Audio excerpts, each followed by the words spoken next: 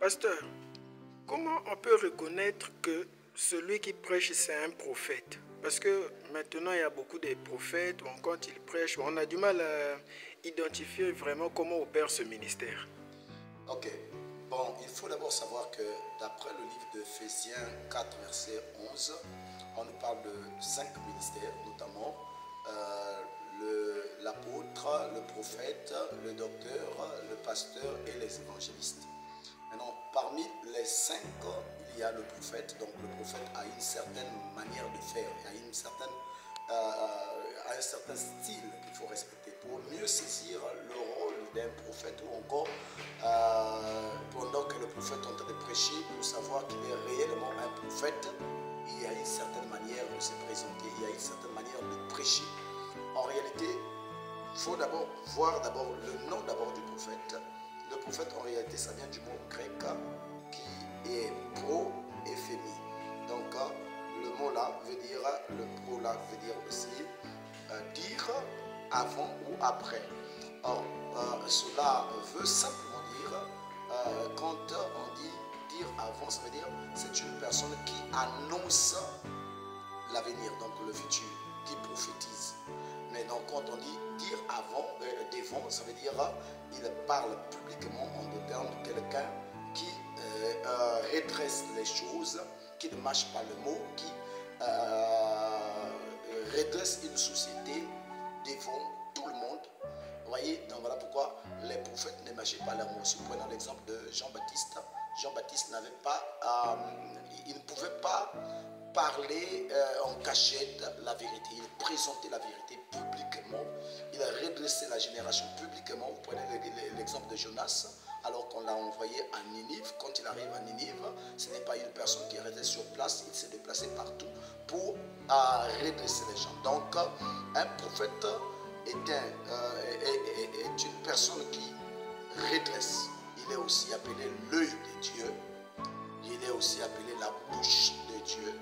Donc pour savoir que celui qui est en train de prophétiser, qui est en train de prêcher, est réellement un prophète, c'est que ce qu'il dira s'accomplira. Parce que Dieu confirme les prophètes en prophétisant ce qui va s'accomplir aussi.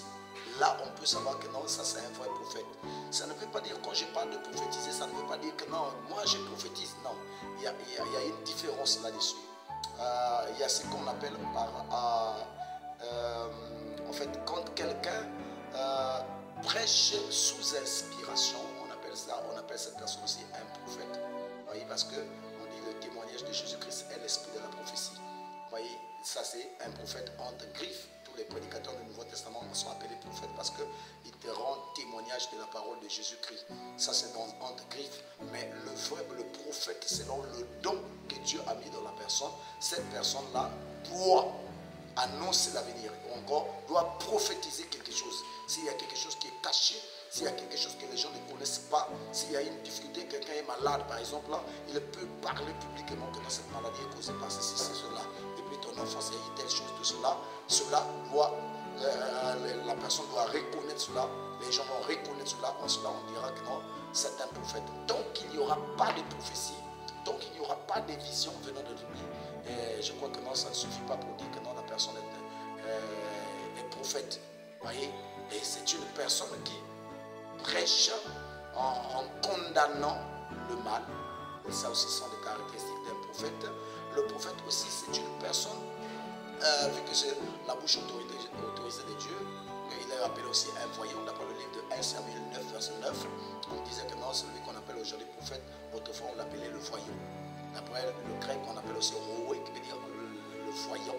Donc, l'œil de Dieu, vous voyez, donc il est censé voir des choses que les autres ne peuvent pas voir.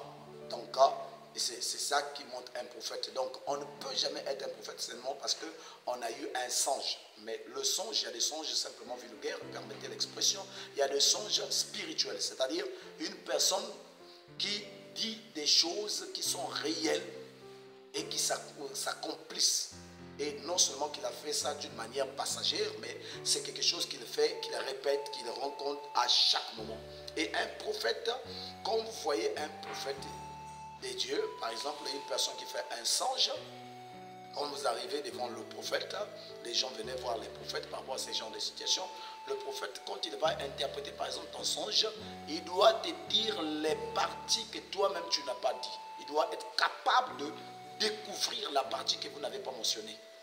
Mais dire simplement une personne qui vient, non, je viens pour interpréter par exemple le songe, il dira, non, ton songe là, ça veut dire ceci, cela. Non, ça c'est simplement quelqu'un qui essaie de voir par rapport aux Écritures et donner une idée là-dessus. Il se pourrait que ça ne soit pas vrai. Mais le vrai prophète, il va rentrer jusque sur ce que tu n'as pas dit. Voilà pourquoi les gens, il y a peu de prophètes. Il y a beaucoup des aventuriers qui se disent prophètes alors qu'ils ne le sont pas. Voyez-vous? Donc, c'est des choses à regarder convenablement. Et les prophètes, il y a plusieurs catégories de prophètes. Il y a ce qu'on appelle le Dieu prophète, c'est lui qu'on appelle le Dieu prophète. Donc Dieu en s'incarnant dans sa plénitude, dans le corps de Jésus-Christ. Donc c'était le Dieu prophète. Lui-même Dieu, il a créé un corps et puis il est entré, il était le Dieu prophète. Il y a ce qu'on appelle par les plus que prophètes. Si vous voulez, on appelle Jean-Baptiste, on dit que de tous ceux qui ne sont nés de la femme, il y a personne qui a été plus que Jean. Jean était plus qu'un prophète. Vous voyez, il y a des plus que prophètes. Pourquoi on les appelle plus que prophètes? Parce que ce sont des gens qui présentent le Messie, qui présentent tout cela. Donc c'est une tâche qui n'est pas donnée à n'importe qui. Donc dans le temps de la fin, il y aura aussi un plus que prophète. D'après le livre de Malachie 4, il va y avoir un plus que prophète, vous voyez, qui présente toujours le Christ. Parce qu'il y a eu celui qui a présenté autrefois, il y a eu celui qui devait présenter dans cet âge-ci. Vous voyez, en dehors des plus que prophètes, il y a ce qu'on appelle les prophètes majeurs. Les prophètes majeurs, ce sont des prophètes qui représentent un âge donné. Je prends par exemple le temps de Moïse. Il y a eu Moïse, c'était un prophète majeur. Et Isaïe est un prophète majeur. Vous voyez, donc il y a plusieurs prophètes majeurs et ils viennent souvent avec un message donné. Vous voyez, en dehors des prophètes majeurs, il y a des prophètes mineurs. Des prophètes mineurs tels que les Jonas, et la Bible parle de Osée, tout cela, les Josué sont des prophètes mineurs. Et donc, dans le cadre de la prophétie, on est censé faire très attention. Ça ne veut pas dire que non, n'importe qui va se dire prophète. Un prophète, non seulement qui prophétise, un prophète est une personne qui redresse, un prophète et aussi enseigne. Parce que quoi? Quand il y a une vérité qui est cachée, que les gens ne connaissent pas, prophète est aussi un enseignant de la parole de Dieu. Il enseigne les gens. Il prédit l'avenir. Il prophétise. Donc les choses cachées, tout cela, il est capable de prophétiser. Il redresse les gens en blâmant une société qui est en train de sortir de la ligne de la parole. Le prophète aussi enseigne les gens sur les profondeurs que Dieu veut qu'ils puissent savoir. Donc c'est un peu cela. Donc malheureusement nous avons trop des aventuriers. N'importe qui dit que non, je suis le prophète intel. Et puis à chaque instant je prophétise, je fais ceci, là. C'est du n'importe quoi. On a besoin de quelque chose. Imaginez-vous que non, quelqu'un qui ne sait pas que non, avant de venir ici, j'avais laissé quelque chose sous mon lit, j'ai fait ceci, cela. Et la personne dit que non, regarde, tu es intel, tu as ceci, cela, tu t'appelles. Vous voyez, il faudrait que ce soit un prophète. Ce n'est pas donné à n'importe qui. Quelqu'un dit que non, vous allez vous marier. Vous voyez, Dieu m'a dit que vous allez vous marier. Bon, ça, ce ne sont pas des prophéties. Les prophéties, il faudrait qu'il y ait quelque chose d'exact et réel. Vous voyez? Donc c'est un peu cela. Donc, nous devons faire attention sur ce qu'on appelle par les prophètes aujourd'hui. Merci.